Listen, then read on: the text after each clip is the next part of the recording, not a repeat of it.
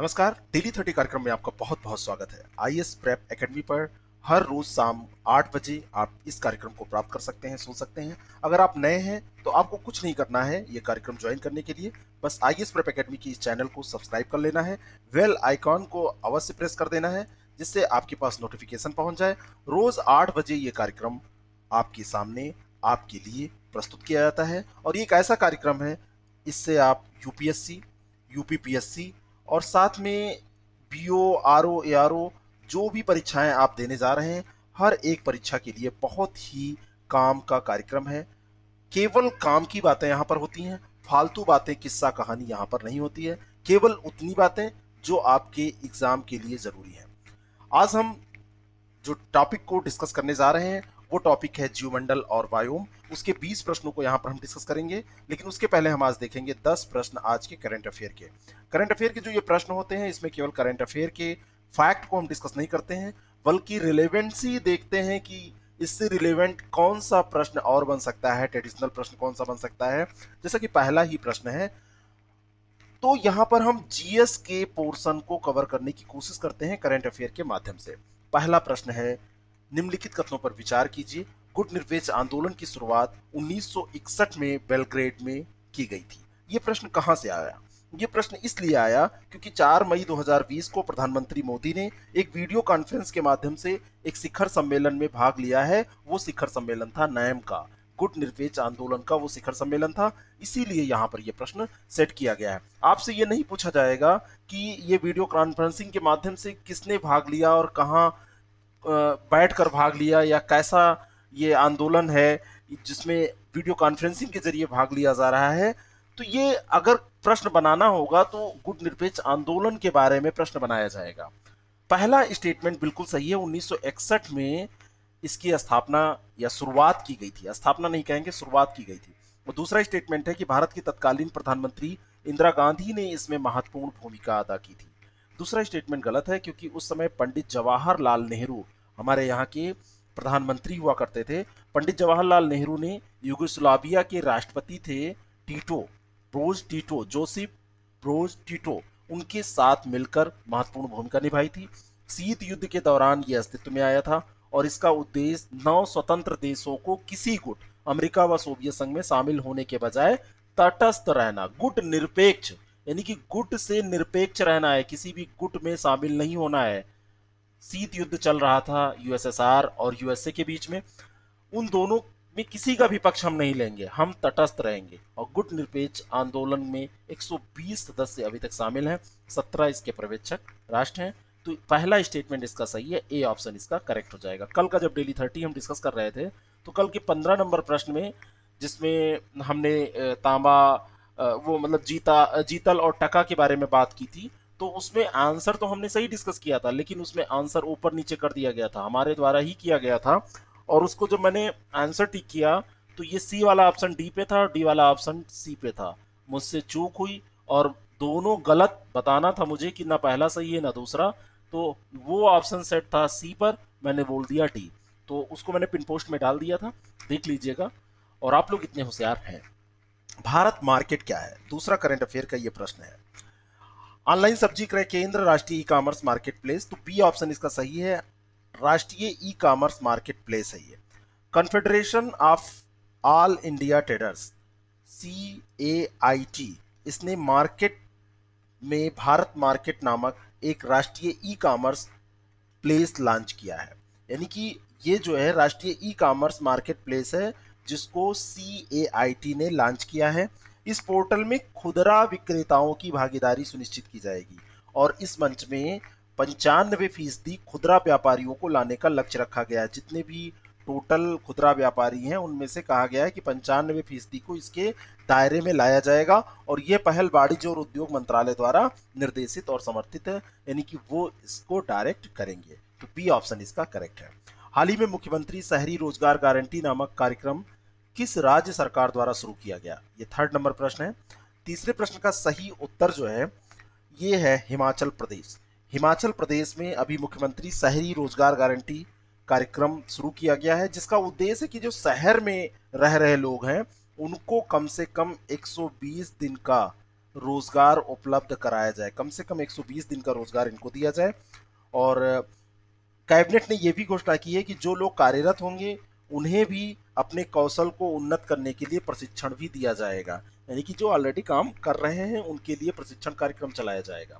हिमाचल प्रदेश के बारे में अगर हम बात करें तो हिमाचल प्रदेश अभी चर्चा में आया था कि इसने संस्कृत को भी अपनी आधिकारिक भाषा घोषित कर दिया था। तो संस्कृत के साथ साथ में दूसरी जो आधिकारिक भाषा है वो हिंदी है। हिंदी के बाद में इसने संस्कृत को घोषित किया था। हिमाचल का मतलब क्या होता है? बर्फ से ढका हुआ क्षेत्र। अगर देखा जाए, हम मैथोलॉजी में जाएं तो शंकर जी की जो शादी हुई थी गौरा जी से, तो गौरा जी का घर, उनके पिताजी का घर वहीं उसी क्षेत्र में पाया जाता था। इस तरीके की कहानियां हैं। वर्तमान में हिमाचल प्रदेश के मुख्यमंत्री कौन है? जयराम ठाकुर। जयराम ठाकुर इस समय यहाँ के सीएम हैं। आपको बताना है कि यहाँ के गवर्नर कौन है, ये आज का पहला प्रश्न है। ठीक है, नेक्स्ट क्वेश्चन। चौथा जो प्रश्न है, 2020 के यूनेस्को, एक मिनट, मैं आपको यहाँ पे डी लिखना भूल गया हूँ, कई लोग कहने लगते हैं, तो डी ऑप्शन यहाँ पर है। आपको मैंने बताना चाहा था कि इसका ऑप्शन क्या है, लेकिन मैं भूल गया था लिखना, तो डी ऑप्शन इसका करेक्ट है। 2020 के UNESCO Guillermo Cano World Press Freedom Prize, ये प्रश्न दो तरीके से पूछा जा सकता है। एक प्रश्न सीधा बन सकता है कि वर्ल्ड प्रेस फ्रीडम प्राइज 2020 के विजेता के रूप में किसे नामित किया गया है, यानी कि किसको यह पुरस्कार प्रदान किए जाने की घोषणा की गई है। दूसरा इसका नाम है यूनेस्को गिलर्मो केनो वर्ल्ड प्रेस फ्रीडम प्राइज, ये इसका पूरा नाम है, तो ये इसीलिए पूरा नाम यहाँ पर लिख दिया गया है। तो ये जो प्राइज है ये किसी व्यक्ति को भी दिया जा सकता है या किसी संस्था को दिया जा सकता है। प्रेस स्वतंत्रता को बढ़ावा देने में जो भी संस्था या व्यक्ति योगदान देते हैं उनको ये दिया जाता है। और 1997 में ये गठित किया गया था, ये तब से ये दिया जा रहा है, ये भी आपको ध्यान में रखना है। और इसका जो नाम है ये गिलर्मो कैनो इस्जा, एक पत्रकार थे कोलंबिया के, उन्हीं के नाम पर रखा गया है, जिनकी हत्या कर दी गई थी। 3 मई को विश्व प्रेस स्वतंत्रता दिवस के अवसर पर इसको प्रदान किया जाता है और इस बार का ये बेदेओ लीमा को प्रदान किया गया है। ये कोलंबियाई खोजी पत्रकार हैं जिनेद बेदोया लीमा, इनका पूरा नाम जिनेद बेदोया लीमा है और इनका संबंध कहां से है? कोलंबिया से। ठीक है, तो ए ऑप्शन यहां पर करेक्ट होगा। National institute of animal biotechnology कहां स्थित है? ये चर्चा में क्यों आया, सबसे पहले मैं आपको ये बता दूं। अभी इसने हैदराबाद में जो ये संस्थान स्थित है, इसने ई कॉसेंस, ये इसका पूरा नाम है, ई कॉसेंस नामक एक बायो सेंसर विकसित किया है। और ये बायो सेंसर किससे रिलेटेड है? आप जान गए होंगे, कोविड-19 से। इसका जो उपयोग होगा वो लार का नमूना इसमें प्रयोग किया जाएगा और एक विद्युत प्रवाह इससे बनेगा लार के नमूने से, और वायरस की उपस्थिति है या नहीं है कोरोना या कोविड के वायरस की, ये पता लगाकर बता देगा। National institute of animal biotechnology कहाँ स्थित है? यह हैदराबाद में। और इसकी स्थापना की बात अगर की जाए तो 2010 में इसकी स्थापना हुई थी और ये विज्ञान एवं प्रौद्योगिकी मंत्रालय के अधीन कार्य करता है। सी ऑप्शन इसका करेक्ट है। किस राज्य में अफ्रीकी स्वाइन फ्लू के कारण सुअरों की मृत्यु की घटनाएं प्रकाश में आई हैं? बहुत सारे सुअर यहां पर मार दिए गए, लगभग 2,500 से अधिक सुअरों के मृत्यु की पुष्टि हो गई। कोविड से इसका कोई लेना देना नहीं है, आप इसको कोविड से रिलेट मत कीजिएगा। ये जो है ये स्वाइन फ्लू है और कोविड से इसका इस समय की घटना से कोई मतलब नहीं है इसका। ये घटना जो घटी है ये असम में, असम के लगभग 306 गांवों में 2,500 से अधिक सुअरों को स्वाइन बुखार के कारण देखा गया कि वो बीमार है, तो वो मर भी गए हैं, ऐसा उसमें पाया गया है। अब नहीं जो मरे होंगे उनको मारा जाएगा, क्योंकि कहीं इनसे फैलने लगेगा तो समस्या हो जाएगी। अफ्रीकी स्वाइन फ्लू का संबंध कोविड-19 से नहीं है, ये बहुत ध्यान रखने की बात है, कहीं आप उसमें कंफ्यूज ना हो जाएं। अगला प्रश्न, अल्ट्रा वायलेट कीटाणु शोधन टावर निम्नलिखित में से किसके द्वारा विकसित किया गया है? रक्षा अनुसंधान विकास संगठन, डीआरडीओ का नाम अक्सर आप सुनते रहते हैं।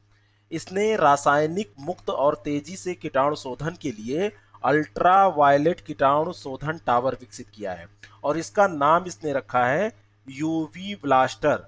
यूवी का मतलब होता है अल्ट्रा वायलेट और ब्लास्टर इसके आगे लगाया इसने।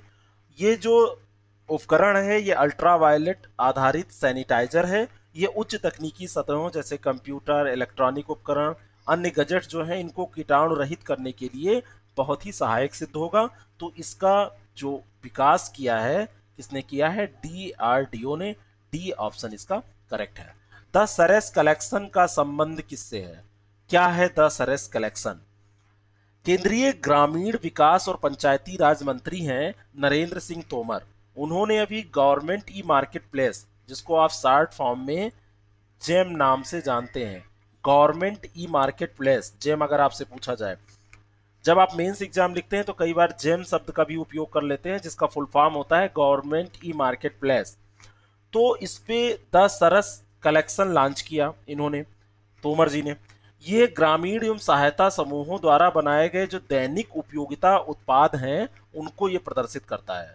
जेम और दीनदयाल अंत्योदय योजना राष्ट्रीय ग्रामीण आजीविका मिशन की एक संयुक्त पहल है, और ये ग्रामीण स्वयं सहायता समूहों को मार्केट तक इनकी पहुंच को सुनिश्चित करने और इनको हेल्प करने के उद्देश्य से ये बनाया गया है। तो इसका सही उत्तर हो जाएगा स्वयं सहायता समूहों द्वारा बनाए गए दैनिक उपयोगिता वाले उत्पादों से इसका संबंध है।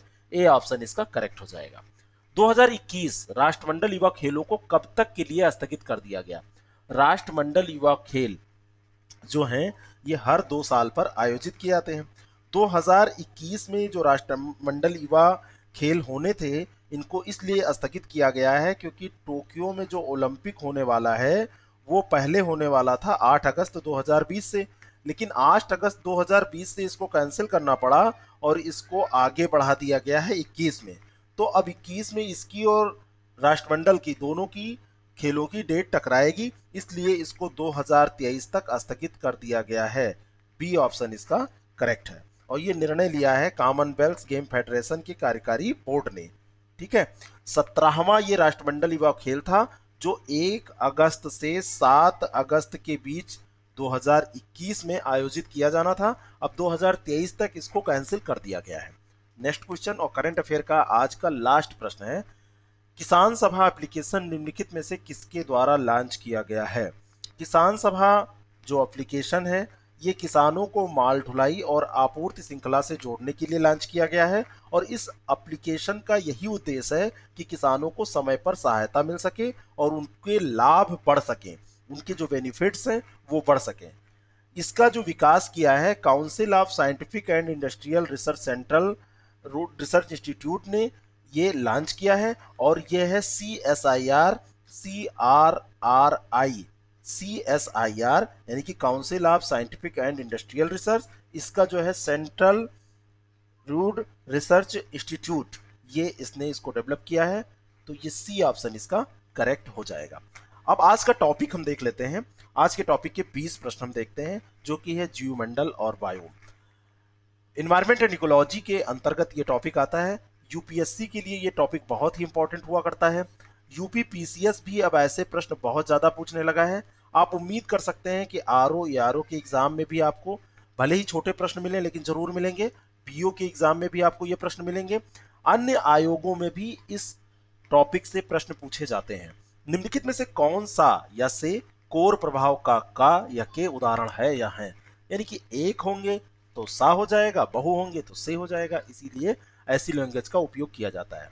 जो कोर प्रभाव होता है, एज इफेक्ट जिसको बोलते हैं, ये होता क्या है सबसे पहले आप ये समझ लीजिए, तब आपको ये समझ में आ जाएगा कि कौन से इसके क्या उदाहरण है। ये एक ऐसी पारिस्थितिकीय अवधारणा होती है जहां पर दो पारिस्थितिक तंत्र, जो दो पारितंत्र आपस में मिलते हैं, वहां पर विविधता ज्यादा पाई जाती है। एक ये है, एक ये है, और ये आपस में मिल रहे हैं तो यहाँ पे दोनों की विशेषताएं पाई जाएंगी और यहाँ पर ज्यादा विविधता पाई जाएगी, विशाल विविधता यहाँ पर मिलेगी। तो दो क्षेत्र जहां पर परस्पर ओवरलैप करेंगे, जहां पर भी ये मिलेंगे, वही एज इफेक्ट आपको देखने को मिलेगा।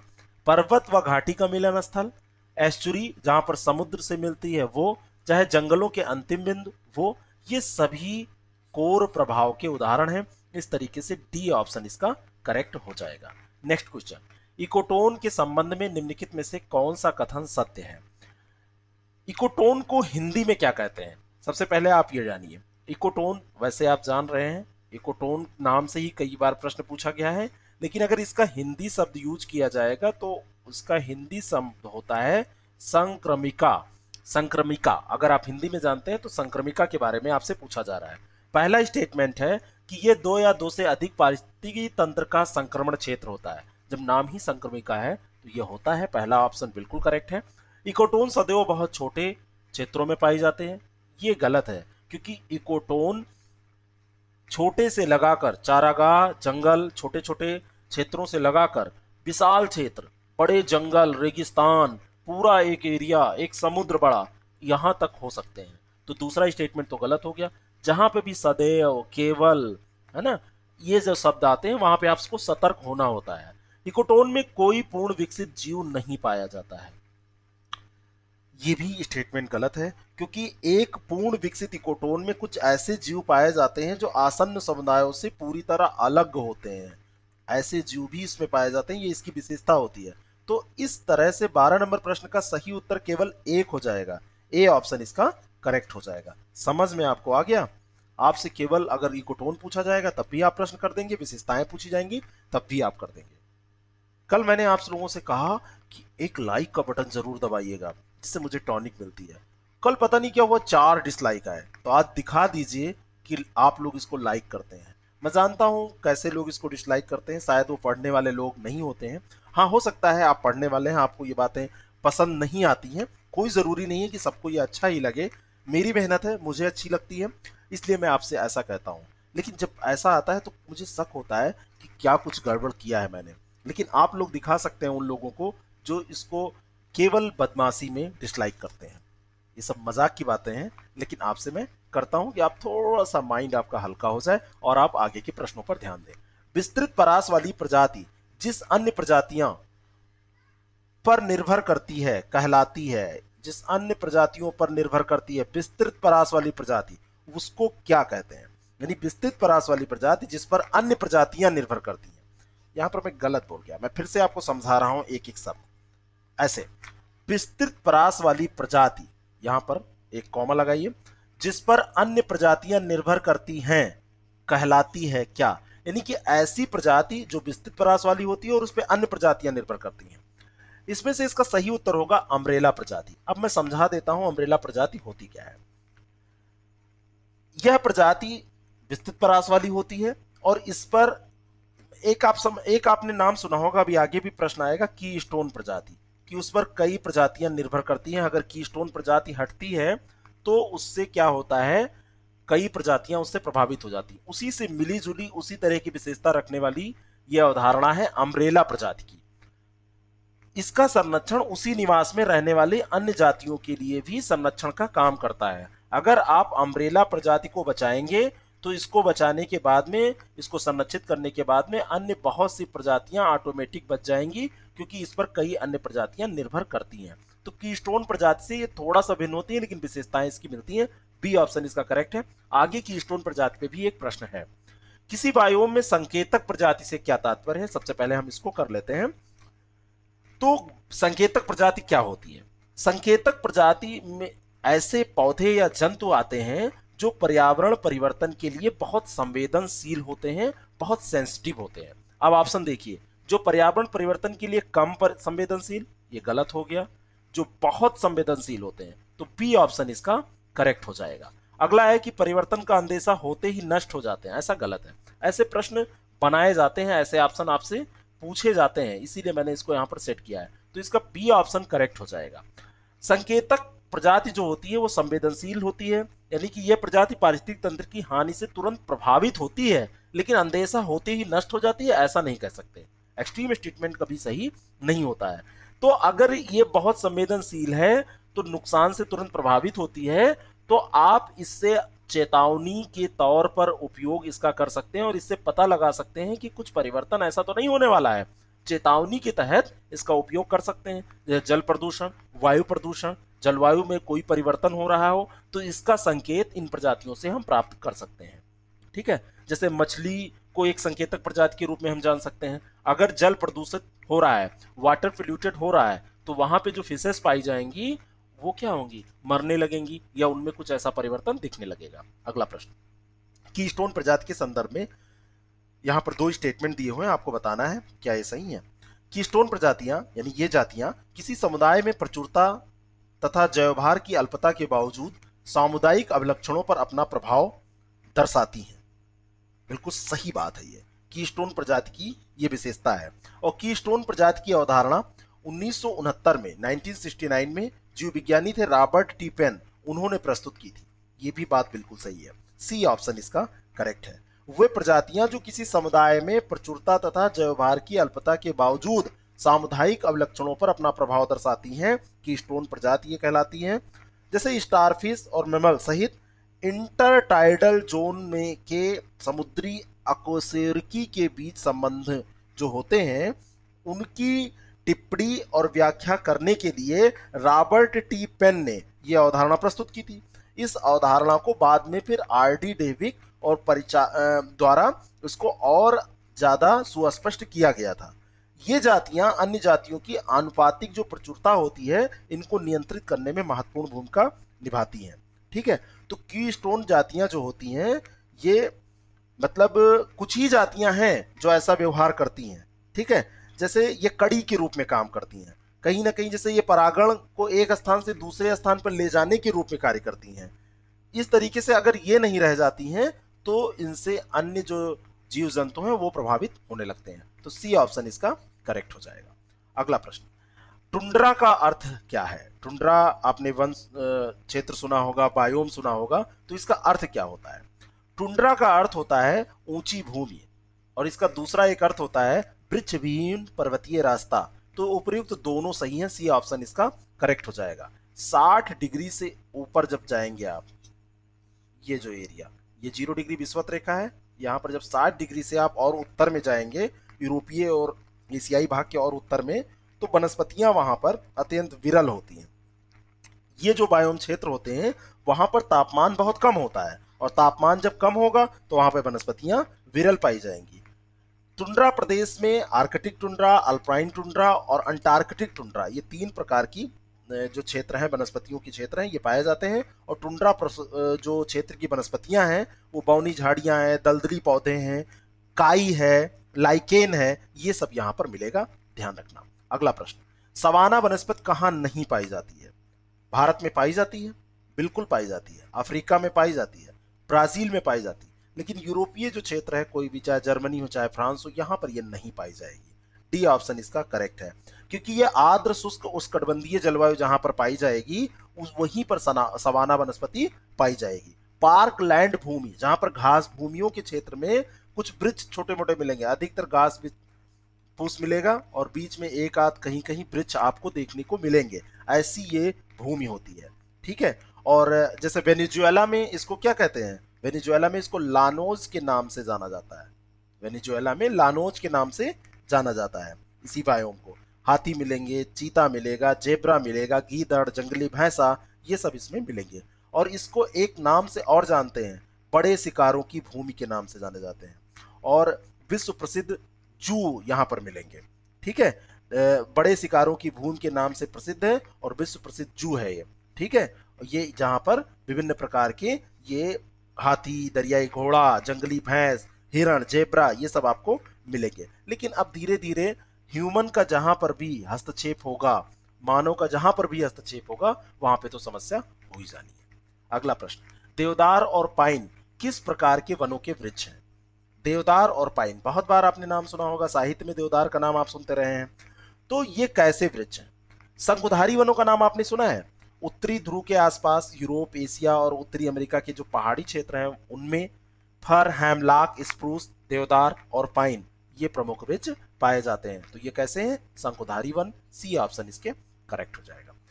भूमध्य सागरीय वनों के संदर्भ में सही क्या है? यह प्रदेश सिट्रस फलों के लिए प्रसिद्ध है। सिट्रस का मतलब होता है जो रसदार फल होते हैं, है ना। रसदार फल जितने भी हैं वो सिट्रस फलों के अंतर्गत आते हैं, जैसे संतरा है, मौसमी है, इस तरीके के जो फल हैं। तो भूमध्य सागरीय वन इसके लिए जाने जाते हैं, बिल्कुल सही है। और इस प्रकार के वन उच्च अक्षांशों में महाद्वीपों के पश्चिमी सीमांतों पर शीतकालीन वर्षा प्रदेशों में मिलते हैं। क्या ये बात सही है? दूसरा स्टेटमेंट सही नहीं है। ये क्यों सही नहीं है? क्योंकि ये मध्य अक्षांशों में पाए जाते हैं, न कि उच्च अक्षांशों में पाए जाते हैं। उच्च अक्षांशों का मतलब ये हुआ जो टुंड्रा वाला क्षेत्र, ध्रुवीय क्षेत्र, तो वहां पर नहीं पाए जाते हैं। दूसरा स्टेटमेंट ये गलत हो जाएगा। यहाँ पर जैतून मिलेगा, ओक मिलेगा, चेस्टनट मिलेगा, पाइन मिलेगा, ये सब वृक्ष मिलेंगे, है ना। और ये सिट्रस फलों के लिए जो मशहूर है, तो अंगूर मिलेगा, नींबू, संतरा, सहतूत, नाशपाती, ये सब वहां पर मिलेगा। चैपरल, लेवेंडर, लॉरेल, ये सब जड़ी बूटियां यहां पर मिलेंगी। तो ए ऑप्शन इसका करेक्ट हो जाएगा, केवल एक सही है। नेक्स्ट क्वेश्चन, निम्नलिखित में से कौन सा उष्णकटिबंधीय सदाबहार वर्षा वन में पाई जाने वाली वनस्पति का उदाहरण नहीं है? एक कोई है जो नहीं है, उष्णकटिबंधीय सदाबहार वर्षा वन। और इस प्रश्न का उत्तर अभी 19 नंबर जो प्रश्न था उसमें उसके उत्तर में छुपा हुआ है, जब व्याख्या मैंने की थी।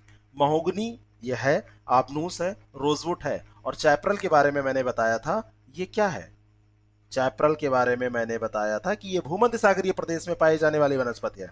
तो डी ऑप्शन करेक्ट हो जाएगा, क्योंकि उदाहरण नहीं पूछा जा रहा है। ठीक है। और इसका जहां तक उष्णकटिबंधीय सदाबहार वर्षा वन की बात की जाए, तो पृथ्वी का 12% भाग इसी प्रकार के वनों से ढका हुआ है। नोट कीजिएगा, 12% भाग इसी प्रकार के वनों से ढका हुआ है। और इस प्रकार के वन में विश्व के सर्वाधिक विविधतापूर्ण जैव संपदा वाले कठोर लकड़ियों के जो वन हैं वो मिलते हैं। जैसे महोगनी मिलेगा, आबनूस मिलेगा, रोजवुड मिलेगा, ठीक है। मैंग्रोव भी डेल्टाई भागों में इसी में मिलेगा। अगला प्रश्न, रोडेंट्स, लिनक्स, कैरिबू आदि जीव किस बायोम में पाए जाते हैं? कहां पर ये मिलते हैं? टैगा बायोम के बारे में आपने सुना है? टैगा बायोम मध्य से उच्च अक्षांशों में विस्तृत ये होते हैं, मध्य से उच्च, लेकिन केवल उच्च में नहीं, मध्य से शुरू होंगे और उच्च के, इन्हीं के बीच में ये मिलेंगे। शीत ऋतु, गर्म एवं आर्द्र ग्रीष्म ऋतु, अत्यधिक ठंडी शीत ऋतु मिलेगी और गर्म एवं आर्द्र ग्रीष्म ऋतु मिलेगी। और वर्षा यहाँ पर 50 सेंटीमीटर तक ही होगी एक वर्ष में। अम्लीय और खनिज पदार्थ की यहाँ पर कमी पाई जाती है। यही जो क्षेत्र है वहां पर रोडेंट्स, लिनक्स, कैरिबू ये जीव पाए जाते हैं, और ये टैगा वाला क्षेत्र है। बी ऑप्शन इसका करेक्ट है। इसके अलावा भालू भी आपको मिल जाएंगे, भेड़िए भी मिलेंगे, ठीक है, स्नेषु भी मिल जाएंगे आपको। तो ये सब आपको ध्यान में रखना है। ये जैवमंडल का सबसे बड़ा विविधता वाला प्रदेश है। ये पूरा स्टेटमेंट है, इसी के आधार पे आपको बताना है कि किसके बारे में बात हो रही है। यह जैवमंडल का सबसे बड़ा विविधता वाला प्रदेश है। यहाँ आर्किड, फर्न एवं पेड़ों की कई प्रजातियां पाई जाती हैं। पूरे वर्ष गर्मी तथा 200 सेंटीमीटर से अधिक वर्षा, ये की पॉइंट होता है। इन विशेषताओं के आधार पर बायोम की पहचान कीजिए। कौन सा ये बायोम है? ये बायोम है उष्णकटिबंधीय वर्षा वन। क्योंकि वर्षा वन उष्णकटिबंधीय केवल नहीं होगा, यहाँ पर वर्षा वन, क्योंकि वहां पर वर्षा की मात्रा आप देखिए 200 सेंटीमीटर से अधिक की वर्षा हो रही है और पूरे वर्ष हो रही है। और आर्किड, फर्न और अन्य पेड़ों की प्रजातियां जो ये पाई जा रही हैं, तो ये इसकी विशेषता है। की पॉइंट ढूंढिए और आप आंसर तक पहुंच जाएंगे। अगला प्रश्न, निम्नलिखित कथनों को ध्यान से पढ़ें। सामान्यतः अत्यधिक गर्म दिन, ठंडी रातें यहां पर होती हैं। वर्षा एक वर्ष में 10 इंच से कम पाई जाती है। पादप विहीन से लेकर कैक्टाई, गुच्छेदार, घास, झाड़ियां और कुछ पेड़ यहां पर पाए जाते हैं। उपर्युक्त विशेषताओं के आधार पर बायोम की पहचान कीजिए। ये विशेषताएं किस बायोम की हैं? ये अब देखिए आप, 10 इंच से भी कम वर्षा पाई जाती है। अगर यही आप ध्यान में रख लें, तो मरुस्थलीय बायोम की ये सबसे बड़ी विशेषता है। और गर्म दिन होती है, ठंडी रातें होती हैं, क्योंकि जहां पर रेत पाई जाती है तो दिन में तो वो बहुत हाई टेम्परेचर के कारण वो गर्म हो जाती है, कि रात में वो ठंडी हो जाती है, तो रातें ठंडी हो जाती हैं। तो इस तरीके से इसका सही उत्तर हो जाएगा सी। बाकी ये झाड़ियां, गुच्छेदार घास और ये सारे वृक्ष मिलेंगे। पृथ्वी की सतह से 70% से भी अधिक भाग में विस्तृत है और उनमें प्रजाति विविधता पाई जाती है। पृथ्वी की सतह के 70% से अधिक भाग में यह विस्तृत है। पहला ये एक इसकी विशेषता है। इन्हें अलवड़ जलीय पारितंत्र, समुद्री पारितंत्र, ज्वार नदमुख पारितंत्र में बांटा जाता है। यानी कि 3 ये पारितंत्रों में इसको बांटा जा सकता है। उपयुक्त विशेषताओं के आधार पर आपको बताना है कि ये कौन सा बायोम है। ये बायोम जो है वो, अगर आप सोचिए कि समुद्री पारितंत्र, अलवड़ जलीय पारितंत्र और ज्वार नदमुख में किसको बांटा जाएगा, तो स्थलीय को तो बांटा नहीं जाएगा, उष्णकटिबंधीय को तो बांटा नहीं जाएगा, एक बचा जलीय, इन्हीं को इन तीनों भागों में बांटा जा सकता है। ए ऑप्शन इसका करेक्ट है। और जलीय बायोम अगर आप देखेंगे तो 70% से अधिक क्षेत्र में ये विस्तृत है, क्योंकि समुद्र है ना, 2/3 तो समुद्र ही है, 66-67%, और उसके बाद में नदियां भी तो हैं। तो ये ध्यान रखिएगा। अगला प्रश्न, बायोम क्या है? इतनी देर से आप डिस्कस कर रहे हैं आप क्या बायोम को परिभाषित कर सकते हैं? पौधों तथा प्राणियों का सामूहिक समुच्चय, क्या ये सही है? बिल्कुल सही है। और वनस्पतियां किसी इसके प्रधान लक्षणों को अभिव्यक्त करती हैं, तो ये भी सही है। बायोम के बारे में अगर दो बातें आपसे इसकी विशेषता के बारे में कहा जाए तो पौधों प्राणियों का ये सामूहिक समुच्चय होता है। यहाँ पे पौधे भी मिलते हैं और यहाँ पर प्राणी भी आपको मिलते हैं। और ये जो है प्रधान लक्षणों को ये अभिव्यक्त करती हैं, वनस्पतियां किसी इसके प्रधान लक्षणों को अगर कहा जाए कि ये अभिव्यक्त करती हैं तो बिल्कुल सही है। तो इसका सही उत्तर हो जाएगा सी। 1 और 2 दोनों सही है। किसी समुदाय की जाति रचना के बारे में सत्य है, आपको बताना है किसी समुदाय की जाति रचना के बारे में क्या सत्य है। वर्ष भर उपस्थित पौधों की कुल संख्या को यह प्रदर्शित करती है जाति रचना। आपको ये प्रश्न नया लग सकता है लेकिन पूछ लिया जाएगा, तब मैं क्या पढ़ाऊंगा, पहले ही मुझे पढ़ाना है। मुझे आपको इतना तैयार करके भेजना है कि एग्जामिनेशन हॉल में आपको पंखे की स्पीड ना चेक करनी पड़े कि आप ऊपर देख रहे हैं आंसर उससे निकलेगा। जब आपको प्रश्न नहीं आता है तो आप ऐसी हरकतें करते हैं। इतनी प्रैक्टिस मैं करवा दूंगा कि आपको वहां पर ये सब नहीं करना पड़ेगा। इसके अलावा आपको प्रैक्टिस करते रहना चाहिए। आप किसी भी जगह से टेस्ट सीरीज आप लीजिए, उसमें प्रैक्टिस करिए। आप ओल्ड ईयर क्वेश्चन पेपर आप लीजिए, ओल्ड ईयर क्वेश्चन पेपर उठाइए, उनसे प्रश्नों की प्रैक्टिस कीजिए। डेली का टारगेट आप सेट करिए और डेली के टारगेट में आप रखिए कि 150-200 प्रश्न आपको देख के तभी सोना है और उनसे रिलेटेड जो भी कॉन्सेप्ट आपको नहीं आता है उसको डेली पढ़ते रहना है। ऐसा करके तो देखिए 5-6 महीने बाद आप कोई पेपर दीजिए और देखिए कैसे नहीं पास होता है, हर हाल में पास होगा। वर्ष भर उपस्थित पौधों की कुल संख्या को यह प्रदर्शित करती है, बिल्कुल सही है।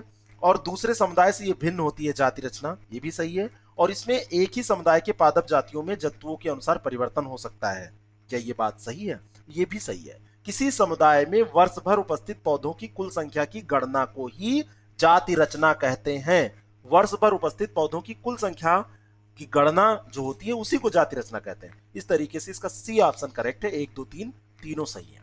अगला प्रश्न, किसी समुदाय की जाति रचना के बारे में सत्य है। सॉरी, ये रिपीट हुआ प्रश्न, कभी कभी ऐसा होता है, कई दिन बाद आज एक हो गया। सॉरी, एक प्रश्न जो आपका कम हुआ इसके लिए मैं सॉरी करता हूं। जब एक ही क्षेत्र में विभिन्न प्रजातियों की जनसंख्या रहती है तथा एक दूसरे के साथ प्रदर्शन क्रिया करती है तो इसको क्या कहते हैं? किसी समुदाय की, किसी क्षेत्र की विभिन्न प्रजातियों की जनसंख्या, जब एक ही क्षेत्र में विभिन्न प्रजातियों की जनसंख्या रहती है और एक दूसरे के साथ प्रदर्शन किया करती है तो वो क्या कहलाती है? प्रदर्शन करती है वो। तो एक ही क्षेत्र में विभिन्न प्रजातियों की जनसंख्या तथा एक दूसरे के साथ प्रदर्शन जो करते हैं उसी को हम जैविक समुदाय कहते हैं। यह विभिन्न जातियों के विविध प्रकार की जनसंख्या का एक साहचर्य प्रदर्शित करता है, एक सहयोगी वातावरण यहां पर होता है। और एक समुदाय में विभिन्न प्रजातियों के कई जीव रहते हैं। ऐसा तो है नहीं कि एक समुदाय में एक ही प्रकार के जीव रहेंगे और जिनकी अलग अलग जातीय संरचना होती है। और जातीय संरचना की जो अ, हम देखें तो इसमें परिवर्तन भी होता रहता है। गतिक संरचना ये होती है, गतिक सत्ता इसकी होती है। लघु तथा दीर्घ ये हो सकती है, ये समय अवधि इसकी कम भी हो सकती है, ज्यादा भी हो सकती है। तो ये है क्या? ये जैविक समुदाय है। ए ऑप्शन इसका करेक्ट है। अगला प्रश्न, जैवमंडल के संबंध में सत्य कथन आपको बताना है। जैवमंडल कहा जाने वाला भाग स्थल, जल तथा वायुमंडल का मिलन स्थल होता है, बिल्कुल सही है। यह पृथ्वी का वह भाग है जहां जीवन नहीं पाया जाता। ये तो बिल्कुल गलत प्रश्न है, गलत स्टेटमेंट है। ऐसा थोड़ी ना है कि जहां पर जीवन नहीं पाया जाता है उसको जैवमंडल कहेंगे, इसका नाम ही जैवमंडल है, जहां पे जीवन होना ही चाहिए। इसके भीतर केवल यही नहीं पाया जाएगा कि केवल जीव ही पाए जाएंगे, यहाँ पे प्राणी जगत के साथ में पेड़ पौधे भी इसके अलावा, और ये पेड़ पौधे झाड़ियां ये सब भी आपको मिलेंगी। तो ये पृथ्वी के वह भाग है जहां जीवन पाया जाता है। तो पहला स्टेटमेंट इसका केवल सही है, दूसरा यहाँ पर गलत है। और अंतिम प्रश्न है, जैवमंडल के अंतर्गत शामिल किया जाता है क्या? जैविक संगठक, अजैविक संगठक, किसको? जैवमंडल किससे निर्मित होता है, किसको शामिल किया जाता है? क्या केवल जैविक को? नहीं, दोनों को। और इस तरह के सही उत्तर हो जाएगा सी, 1 व 2 दोनों। ये आपको कैसा लगा जरूर बताएं। लाइक का बटन दबाना बिल्कुल मत भूलिएगा, दिखा देना है उन लोगों को जो हेट करते हैं डेली 30 क्लास से, इसलिए लाइक का बटन दबाएंगे। मजाक कर रहा हूं, मुझे किसी से कोई मतलब नहीं है, बस आप लोग अच्छे से पढ़ रहे हैं, यही मेरी सबसे बड़ी जमा पूंजी है। आप लोग अच्छे से पढ़ते रहते हैं तो मुझे भी काम करने का मन करता है। बाकी वो टॉनिक है, आपको देना हो दीजिए, नहीं तो आप मस्ती से पढ़िए, फ्री ऑफ कास्ट, कोई दिक्कत नहीं है। ठीक है। हाँ, मेरी टीम की तरफ से आपके लिए सूचना है कि अगर आप बीईओ, आरओईआरओ या पीसीएस 2020 का एग्जाम अगर दे रहे हैं तो इसके लिए टेस्ट सीरीज प्रिपेयर की हमारी टीम ने, उसको आप 6307281212 पर मैसेज भेजकर क्या है उसमें, कैसे है, जान समझ सकते हैं। और अगर आपको लगता है कि उसे ज्वाइन करना है तो आप कर सकते हैं, कोई दबाव नहीं है, बस एक महज सूचना मात्र है। Thank you very much. व्यस्त रहिए, मस्त रहिए, पढ़ते रहिए, कोरोना से बचिए।